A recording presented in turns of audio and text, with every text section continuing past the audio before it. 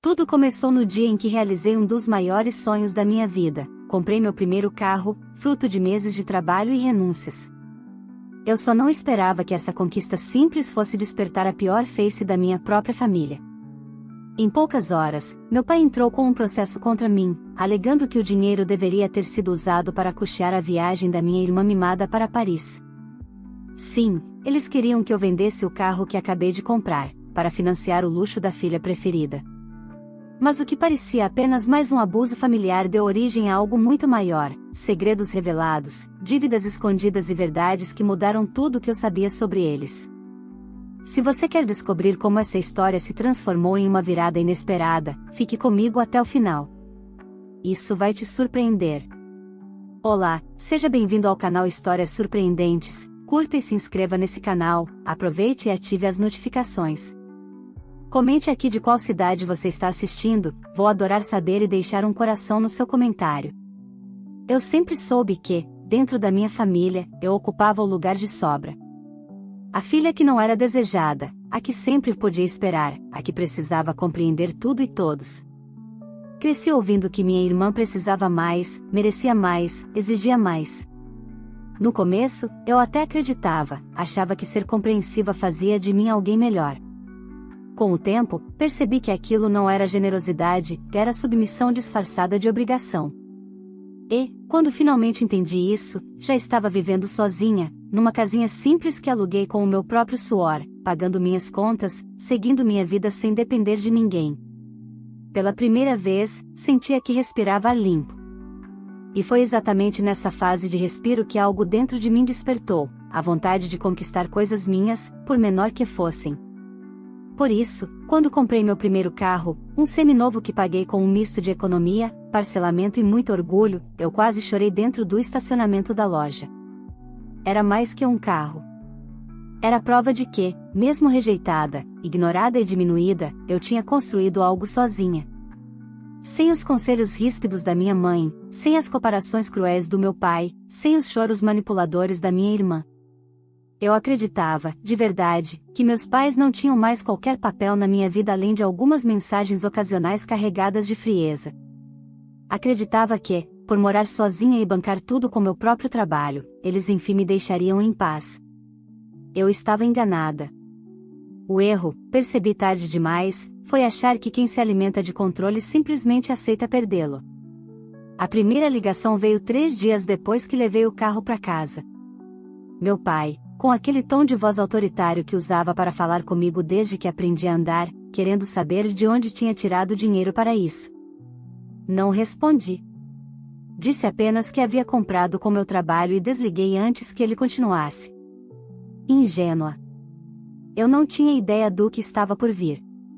Pouco depois, minha mãe apareceu na porta da minha casa sem avisar, olhando tudo com desdém, como se cada móvel simples confirmasse a certeza dela de que eu jamais chegaria a lugar nenhum. Perguntou do carro com um sorriso torto, daqueles que não trazem alegria, só julgamento. Eu mantive a calma. Tentei repetir mentalmente que eu não devia nada a eles. Mas algo na postura dela, aquela certeza de que tinha direito sobre minha vida, me deixou inquieta. O estupim veio numa tarde abafada de sábado, quando recebi uma notificação do fórum por e-mail. No começo, achei que era engano. Um processo? Contra mim? E, ao abrir, senti meu estômago afundar. Lá estava o nome do meu pai como autor da ação, alegando que eu havia usado indevidamente dinheiro que pertencia à família. Mais precisamente, e aí meu peito queimou, dinheiro que, segundo ele, eu havia prometido entregar para custear as férias da minha irmã em Paris. Paris. Eu, que mal conseguia pagar o aluguel em dia. Eu, que nunca viajei nem pro Nordeste. Eles realmente acreditavam que tinham direito de mandar na minha vida mesmo após eu sair de casa. Eles acreditavam, pior ainda, que eu existia para sustentar os luxos da minha irmã. Foi lendo aquela petição absurda que algo muito profundo começou a mudar dentro de mim. Era como se, depois de anos acendendo vela para iluminar um túnel, alguém tivesse ligado o holofote. Eu finalmente via tudo. Não eram só pais controladores. Era abuso emocional, era chantagem, era exploração. Era a certeza deles de que eu continuaria abaixando a cabeça. Mas eles estavam prestes a descobrir que a filha rejeitada não era mais tão fácil de dobrar. E que aquela seria a última vez que tentariam me usar sem consequências. Quando fechei o notebook depois de ler a petição inteira, minhas mãos tremiam. Eu não sabia se era raiva, incredulidade ou o peso de finalmente enxergar, sem véus, quem meus pais realmente eram. Ainda assim, havia uma pequena parte de mim, aquela parte acostumada a pedir desculpas até quando não errava, que tentava acreditar que talvez houvesse algum engano. Uma interpretação equivocada. Uma conversa mal direcionada. Mas essa esperança morreu assim que meu celular vibrou. Era uma mensagem da minha irmã. Já viu o processo? Amanhã você vende esse carro e me transfere o dinheiro. Eu já estava planejando Paris há meses. Não vou refazer tudo por sua culpa. Eu reli várias vezes, tentando entender se aquela era realmente minha irmã falando comigo ou alguma pessoa completamente estranha. Eu não lembrava de ter prometido absolutamente nada, muito menos de ter me comprometido financeiramente com as férias de luxo dela. Sempre que ela falava em viagens, eu apenas respondia com um legal, porque não fazia parte do meu mundo. E, ainda assim, ali estava ela, me dando ordens como se eu fosse sua funcionária. Meu primeiro impulso foi responder algo atravessado, mas não. Pela primeira vez, respirei fundo e deixei o celular de lado. Eu precisava pensar. Precisava entender a estratégia deles antes de reagir. E, ao analisar tudo com calma, percebi que aquilo não era um caso isolado, era o ápice de anos de manipulação. Decidi ir até a casa dos meus pais no dia seguinte, não para atender ao absurdo que eles exigiam, mas para ouvi-los da própria boca. Se queriam guerra, ao menos eu merecia entender o tamanho da munição que pretendiam usar. Quando cheguei, os dois estavam na sala, como se já esperassem por mim. Minha irmã estava esparramada no sofá, mexendo no celular, sem sequer me olhar. Meu pai foi o primeiro a falar, sem cumprimento, sem boa tarde, como um gerente dando bronca num funcionário atrasado. Então você já sabe do processo, disse ele, cruzando os braços. Sei. E gostaria de entender em que mundo vocês acham que tem direito sobre o meu dinheiro. Minha mãe revirou os olhos, como se a insolente fosse eu. Esse dinheiro não é seu, menina.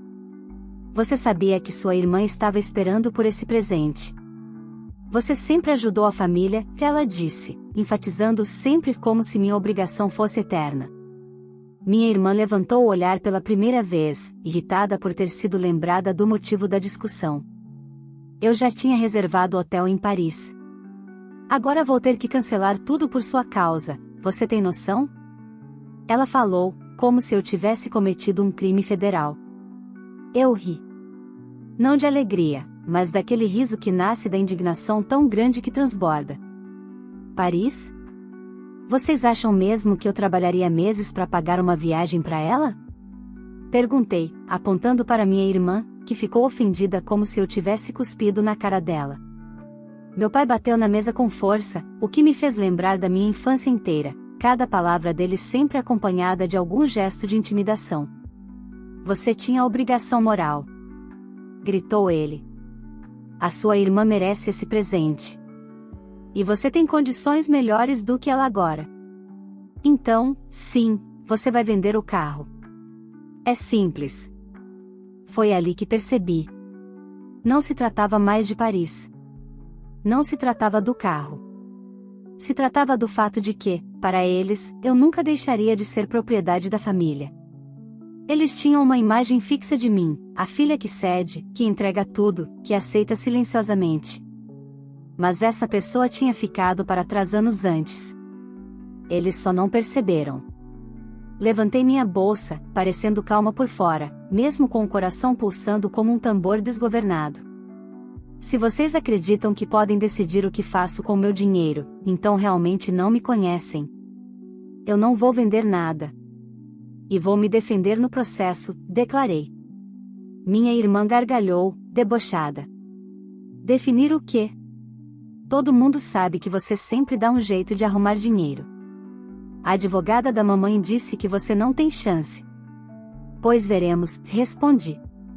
Saí da casa sem olhar para trás, mas ainda pude ouvir minha mãe dizendo que eu estava me achando demais. Engraçado, pela primeira vez eu estava me achando de menos. Eu estava apenas começando a ser quem eu deveria ter sido desde sempre. E, no fundo, eu sabia, ao me defender, não era só o processo que eu estava enfrentando. Era uma vida inteira de humilhações acumuladas. Era uma luta para dizer, de vez, que eu não era extensão de ninguém. E que eles não tinham mais qualquer direito sobre mim. Nos dias que se seguiram àquela visita, a sensação de estar sendo observada não saiu de perto de mim. Era como se meus pais esperassem que eu desmoronasse, como se a qualquer momento eu fosse aparecer batendo na porta deles com o carro vendido e o dinheiro na mão, implorando para que retirassem o processo. Mas não era isso que aconteceria. Pela primeira vez, eu estava disposta a ir até o fim, fosse qual fosse o impacto emocional desse enfrentamento. O primeiro passo foi encontrar uma advogada. Eu não tinha muito dinheiro sobrando, mas também não era completamente desamparada. Consegui marcar uma consulta com uma profissional indicada por uma colega de trabalho. Quando cheguei ao escritório dela, com a petição impressa em mãos, senti um misto de vergonha e revolta. Vergonha por expor o tipo de família que eu tinha, revolta por ter sido colocada naquela posição de novo. A advogada, uma mulher firme, de fala calma e olhar afiado, leu tudo em silêncio. Enquanto analisava cada página, fazia pequenas anotações. Eu tentava controlar meu nervosismo apertando as mãos no colo. Quando ela terminou, tirou os óculos e respirou fundo. Isso aqui, ela disse, sacudindo a folha. É completamente absurdo. E juridicamente insustentável. Eles não têm nenhum documento, nenhum acordo, nada que comprove essa tal obrigação. Seu pai está tentando transformar uma expectativa em um dever legal. Não existe isso. Meu peito aliviou e apertou ao mesmo tempo. Então eu posso vencer? Ela sorriu, não um sorriso de piedade, mas de convicção. Você vai vencer. Mas vai ser desgastante. Eles vão tentar virar tudo contra você, podem distorcer fatos, inventar conversas, famílias assim sempre fazem. Você precisa estar preparada emocionalmente. E eu estava. Ou, pelo menos, achava que estava. Saí de lá com uma sensação inédita de amparo. Pela primeira vez, alguém estava ao meu lado, sem interesse, sem cobranças, sem chantagem emocional. Apenas justiça. E isso me deu uma força que eu nem sabia que existia em mim. Mas, enquanto eu me reorganizava, minha família fazia o contrário. Naquela mesma semana, começaram as provocações. Minha irmã postou nas redes sociais indiretas claras sobre gente invejosa que não quer ver o próximo viajar, dizendo que tem gente que só serve para atrapalhar. Minha mãe mandou uma longa mensagem dizendo que eu estava trazendo vergonha para a família. Meu pai, mais direto, enviou um único áudio: você tem até domingo para resolver isso. Depois, não tem mais conversa. Eu ouvi o áudio diversas vezes, tentando entender de onde vinha tanta certeza, tanto domínio emocional. Talvez porque, durante anos, funcionou. Mas o tempo deles tinha acabado. No domingo, em vez de recuar, fiz algo que nunca tinha feito: escrevi uma carta para os três, deixando tudo claro. Expliquei que o processo não tinha fundamento, que eu não venderia o carro e que estava preparada para me defender. Disseram durante a vida toda que eu era melodramática, agora, viriam que eu era apenas objetiva. No dia seguinte, recebi a resposta da minha mãe, um áudio longo, cheio de suspiros forçados e frases prontas como: você vai nos matar de desgosto, sempre fizemos tudo por você, sua irmã está traumatizada. Eu ouvi tudo em silêncio, sem reagir. O desgaste emocional que antes me derrubaria agora apenas me irritava. Era impressionante como, depois de tanto abuso, a gente começava a identificar cada manipulação como se fosse um texto decorado. Mas a pior parte ainda estava por vir. Numa tarde chuvosa de terça-feira, quando cheguei ao trabalho, encontrei duas colegas cochichando perto da porta. Quando me viram, se entreolharam. Uma delas, visivelmente sem graça, me chamou de lado. Fulana, sua irmã ligou aqui. Ela pediu para falar com você, mas, bem, ela disse umas coisas. Senti um frio subindo pelas costas. Que coisas! Que você é ingrata. Que está processando a família. Que sempre foi problemática. Disse até que você comprou o carro roubando o dinheiro deles. Meu estômago virou. Minha irmã tinha ultrapassado todos os limites. Não bastava me difamar dentro de casa, agora queria destruir a minha reputação profissional, algo que eu havia construído com suor e discrição. Agradeci às colegas, respirei fundo e fui ao banheiro. Tranquei a porta e me olhei no espelho. Havia uma mistura de tristeza e raiva no meu olhar. Mas havia algo novo também, firmeza. Eles estavam tentando me cercar por todos os lados. Pressão familiar, manipulação emocional, exposição pública. Queriam me fazer desmoronar. Mas, ironicamente, quanto mais tentavam me destruir, mais clareza eu tinha de que não havia retorno. De que não existia mais espaço para diálogo, concessões ou tentativas de paz. Eles nunca quiseram paz, quiseram controle. E ao ver que eu tinha conquistado um pedaço da minha liberdade, eles enlouqueceram. Saí do banheiro com uma decisão tomada. Não dava mais para esperar, para reagir apenas quando atacassem. Era hora de ir além da defesa. Naquele momento, eu só não imaginava que, ao fazer isso, eu acabaria descobrindo algo muito maior do que esperava. Algo que explicaria, de uma vez por todas, por que minha família sempre precisou tanto do meu dinheiro.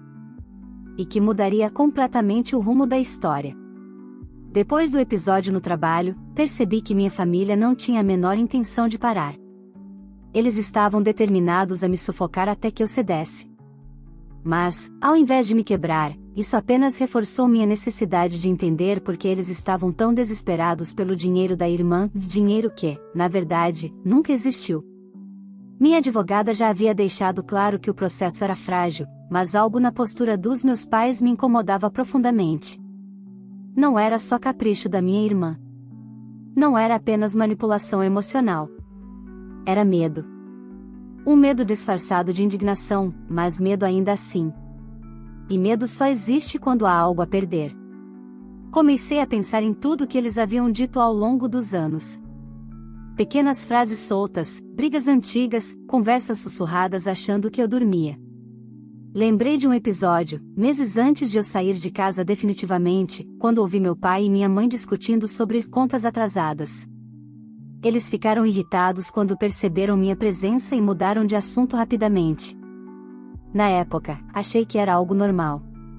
Hoje, vendo tudo com distância emocional, parecia uma pista. Na manhã seguinte ao incidente no trabalho, liguei para minha advogada e perguntei: é possível pedir acesso aos extratos, movimentações ou algo que prove que esse suposto dinheiro existia? Ela riu, como se tivesse esperado que eu chegasse àquela conclusão. Claro. Na verdade, eu já pedi. Precisamos provar que o valor citado na petição é fictício. Se eles usarem a palavra reserva de família, temos o direito de solicitar comprovação documental. E se eles não tiverem nada? Então tudo cai por terra. E a juíza pode interpretar como má-fé. Má-fé, a palavra parecia pequena perto do que fizeram comigo, mas juridicamente já era um bom começo. Naquela semana, decidi passar por lugares da minha infância, tentando reorganizar peças soltas da memória. Passei pela antiga mercearia do seu Alberto, onde minha mãe costumava comprar fiado. Passei em frente à escola onde estudei. Memórias iam e vinham como flashes desconexos, e, de repente, tudo começou a fazer sentido. Lembrei de uma época em que minha mãe pediu dinheiro emprestado a mim para pagar a internet. Eu dei. Meses depois, pediu de novo para pagar a luz. Mais tarde, para comprar material para sua irmã. Sempre pequenas quantias. Sempre urgentes. Sempre com desculpas muito bem formuladas. Minha irmã, por sua vez, gastava como se vivêssemos em um bairro nobre de São Paulo, roupas caras, salão semanal, presentes extravagantes para amigas que sequer lembravam meu nome. O quebra-cabeça mental estava quase completo quando recebi uma mensagem inesperada. Era de uma vizinha da rua onde meus pais moravam, uma senhora simples, que eu não via há anos. Você tem um minuto? Precisamos conversar sobre sua família. Meu coração acelerou. Nunca fui próxima dessa mulher, então por que ela me procuraria justamente agora? Nos encontramos numa padaria próxima. Ela chegou ofegante, como se tivesse vindo correndo. Quando se sentou, colocou a bolsa na mesa e segurou minha mão com força. Meu bem, sua mãe me proibiu de falar com você, mas eu não posso mais carregar isso sozinha. Engoli seco. O que está acontecendo? Ela olhou ao redor, certificando-se de que ninguém observava.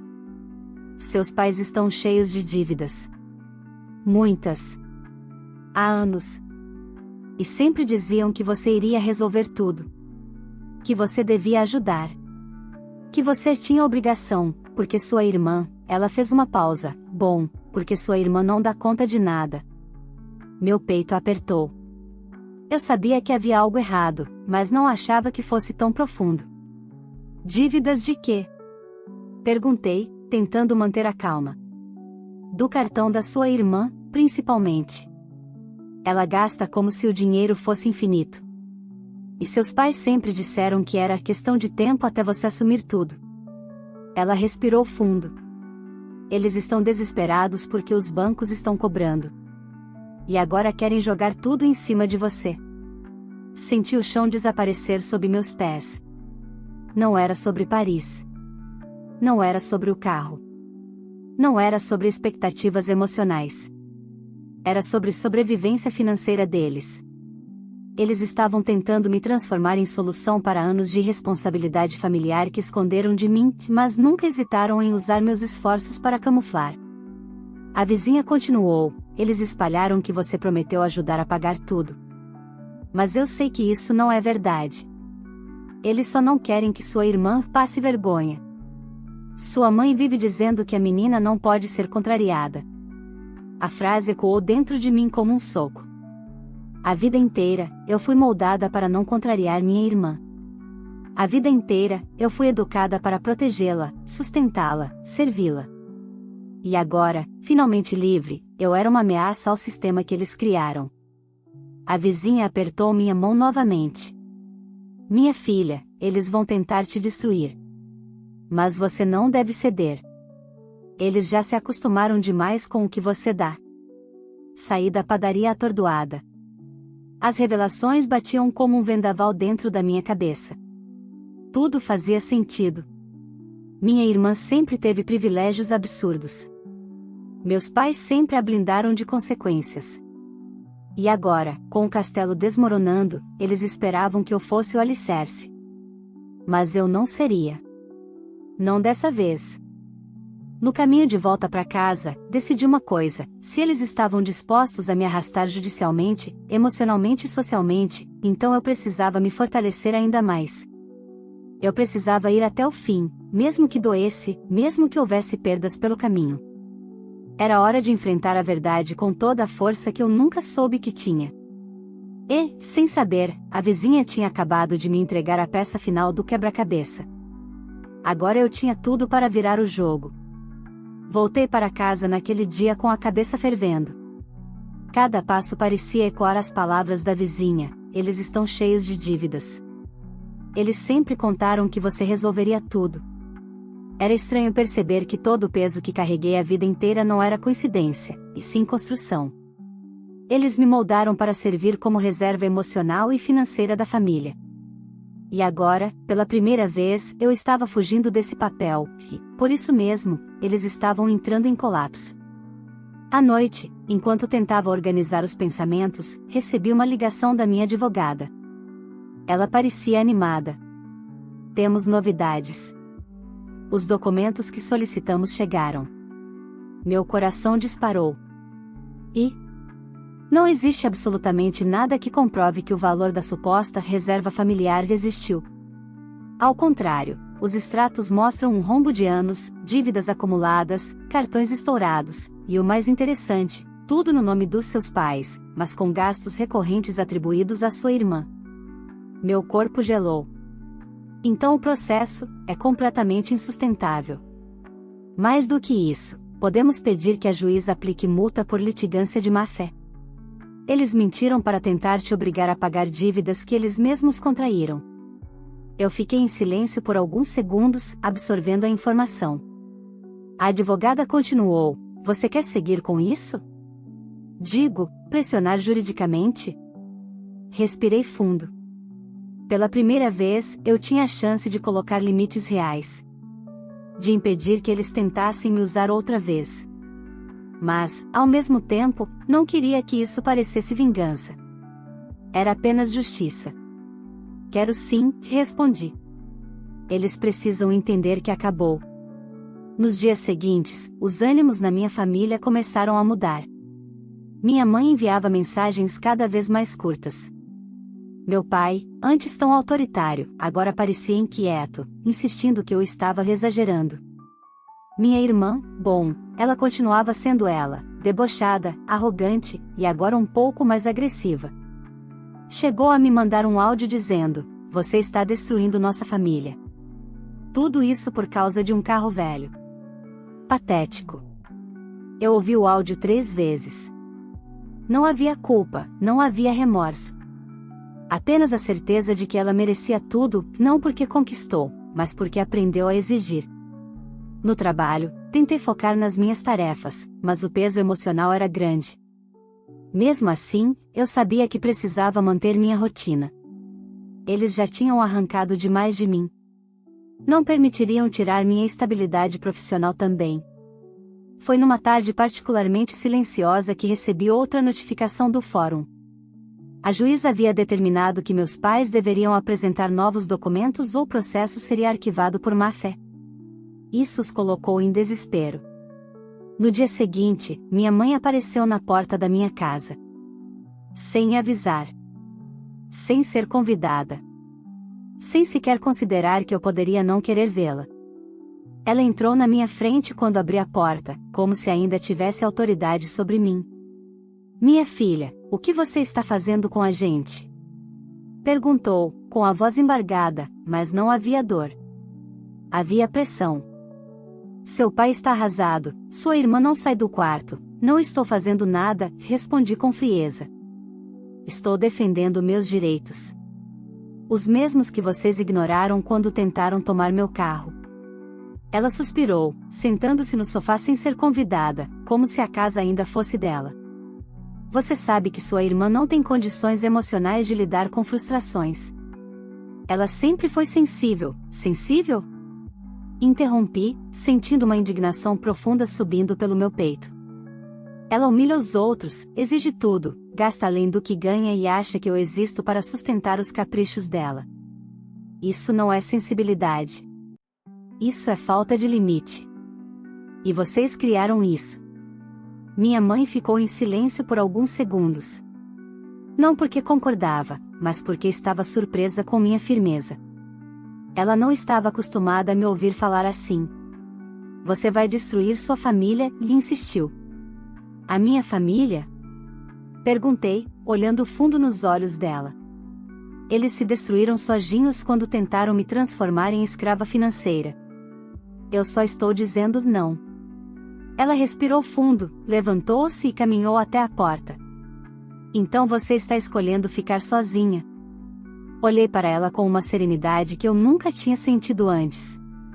Eu estou escolhendo ficar em paz. Ela me analisou por um momento, como se estivesse tentando identificar a filha submissa que sempre conheceu. Mas não encontrou nada. Eu não estava mais ali. Quando ela saiu, fechando a porta com força, senti um peso imenso cair dos meus ombros. Era estranho como, às vezes, a liberdade vinha acompanhada de um corte definitivo. Mas naquele momento, eu entendi, para sobreviver emocionalmente, eu precisava deixar de pertencer a eles. Nos dias seguintes, a tensão aumentou. Minha irmã começou a postar vídeos chorando, dizendo que invejosos estão acabando com sua vida. Influenciadores da cidade chegaram a comentar, sem saber de nada, alimentando o drama como se fosse novela. Mas nada disso importava. Eu tinha a verdade, e agora, pela primeira vez, tinha voz. Foi então que recebi a ligação da minha advogada na noite anterior à audiência. Ela falou com calma, mas com um tom que fez meu coração acelerar. Amanhã, sua família vai enfrentar algo que jamais imaginou. Mas você também vai precisar ser forte. Há um detalhe que descobrimos hoje, algo que seus pais esconderam por muitos anos. E pode ser decisivo. Engoli seco. Que detalhe? Melhor conversarmos pessoalmente. Mas se prepare, a verdade completa pode ser mais pesada do que você espera. Meu corpo inteiro gelou. Naquele instante, eu soube que, na manhã seguinte, nada seria como antes. E que o que viria à tona seria a chave final para encerrar essa história, de um jeito que nem meus pais, nem minha irmã, jamais poderiam controlar. Acordei no dia da audiência com uma sensação que não sabia nomear. Não era medo, tampouco ansiedade. Era algo mais profundo, como se eu estivesse prestes a atravessar uma porta que nunca mais poderia ser aberta de volta. A advogada me pediu que chegasse cedo, e assim fiz. O fórum estava silencioso, quase frio, e aquilo combinava perfeitamente com o que aconteceria ali dentro. Quando ela chegou, caminhou até mim com expressão séria. Antes de entrarmos, preciso te contar a descoberta de ontem, disse, abrindo a pasta que trazia debaixo do braço. Encontramos registros de que seus pais usaram seu CPF durante anos, sem o seu consentimento. Meu corpo inteiro gelou. Usaram? Como assim usaram? Cartões de loja, financiamentos pequenos, créditos de consumo. Nada que chamasse a atenção de imediato, justamente porque sempre eram valores baixos. Mas foram acumulando. Ela fez uma pausa. E quase todos os gastos foram feitos para atender sua irmã. Levei alguns segundos para conseguir respirar normalmente. Minha mente começou a revisitar detalhes que eu nunca tinha ligado, notificações antigas que recebi e achei que eram golpes, ligações estranhas de cobrança que ignorei, e até uma vez em que meu pai pediu meu RG para atualizar seu cadastro no plano de saúde. Eu era jovem demais para perceber o que estavam fazendo. Mas isso é crime, murmurei. É, sim. E grave. Ela colocou a mão sobre a minha. Você não está aqui como ré. Você está aqui como vítima. A palavra vítima nunca tinha soado tão precisa, tão libertadora e, ao mesmo tempo, tão devastadora. Por anos, me culpei por não ser suficiente. Por não agradar. Por não ser a filha ideal que meus pais queriam. E agora eu descobria que, enquanto eu tentava ser perfeita, eles me usavam às escondidas para sustentar uma vida que nunca pertenci. Quando entramos na sala de audiência, meus pais e minha irmã já estavam lá. Minha irmã com cara de ofendida, como se o mundo inteiro conspirasse contra ela. Minha mãe com olhares de reprovação. Meu pai, o único que demonstrava algo diferente, inquietação. Ele sabia que algo estava errado. Talvez intuísse que a situação tinha fugido do controle. A juíza iniciou os procedimentos com neutralidade absoluta. Em seguida, passou a palavra à minha advogada, que apresentou tudo com clareza cirúrgica, a ausência de prova do dinheiro supostamente desviado, os extratos que mostravam décadas de dívidas acumuladas, e, por fim, a descoberta mais grave, o uso indevido do meu CPF. A expressão dos meus pais mudou instantaneamente. Minha mãe levou a mão à boca. Minha irmã começou a tremer. Meu pai tentou interromper, mas a juíza o silenciou com uma única frase: o senhor terá sua vez. A exposição continuou. Meu nome sendo usado como garantia. Compras feitas em meu CPF. Parcelas pagas, com meu dinheiro, e outras simplesmente abandonadas. E o padrão sempre se repetia: gastos excessivos da minha irmã, cobertos pelos meus pais, e ocultados de mim. Eu observava tudo com uma serenidade assustadora. Não chorei. Não desviei o olhar. Não senti pena. Era como se meu corpo inteiro estivesse se despedindo de uma mentira que eu carreguei por anos. Quando chegou a vez dos meus pais falarem, meu pai tentou justificar: nós sabíamos que ela sempre ajudou a família. Era natural. A juíza o interrompeu. Natural cometer fraude em nome da própria filha? Ele perdeu o chão. Minha mãe tentou assumir a culpa, dizendo que não tinha intenção de prejudicar. Minha irmã, desesperada, começou a chorar alto, não de remorso, mas de medo. Eu não sabia que era errado. Ela disse, entre soluços. Eles disseram que ela ia pagar mesmo. A sala ficou em silêncio. A máscara caiu por completo. E naquele momento, percebi que, pela primeira vez na vida, eles estavam sendo forçados a lidar com as consequências dos próprios atos. Ao final da audiência, a juíza arquivou completamente o processo contra mim, aplicou multa por má-fé e determinou que meus pais seriam investigados pelo uso indevido dos meus dados. Houve ainda a determinação de que eles pagassem minhas despesas jurídicas, de algo simbólico, mas profundamente significativo. Quando tudo terminou, saí da sala sem olhar para trás. Minha família me chamou, primeiro meu pai, depois minha mãe, por fim minha irmã, mas eu continuei caminhando. Eu não devia mais nada àquelas pessoas. Nem explicação, nem argumento, nem afeto. Do lado de fora, o sol parecia mais quente do que nos últimos meses. Respirei fundo, como se estivesse puxando para dentro de mim uma vida nova, limpa, livre de correntes invisíveis.